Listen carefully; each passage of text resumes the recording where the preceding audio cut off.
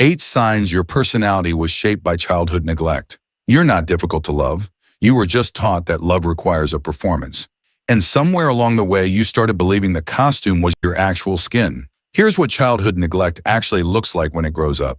It doesn't announce itself. It hides in the way you over-explain a simple request, in how you rehearse a phone call before making it, in the exhaustion you feel from simply existing around other humans. You learned early that your emotions were inconvenient, so you became fluent in reading rooms before reading books.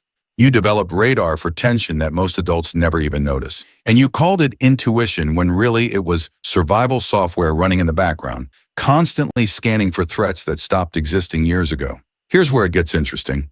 You probably became incredibly self-sufficient, the kind of person who figures things out alone because asking for help once meant getting rejected, mocked, or worse, ignored completely.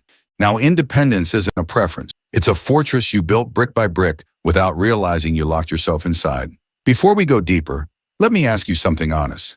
When someone offers you genuine kindness with no strings attached, what's your first instinct? Gratitude or suspicion? That pause you just felt matters. Because if warmth feels dangerous, it's not paranoia. It's pattern recognition from a nervous system that learned affection comes with invoices. You're not broken for flinching when someone reaches toward you with care.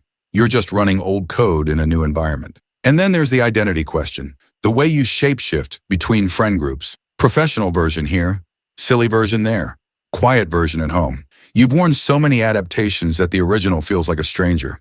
Psychology calls this mirroring. You call it getting along with everyone. But underneath that flexibility lives a quiet terror of being seen as you actually are. Because once that wasn't safe. The perfectionism makes sense now too. If love was conditional on achievement, then every task becomes a referendum on your worth. You're not detail-oriented. You're terrified of what happens when you're simply ordinary. Rest feels like failure because stillness once meant invisibility, and invisibility once meant abandonment. Here's the part nobody tells you. These patterns kept you alive. The hyper-vigilance, the emotional walls, the relentless self-sufficiency.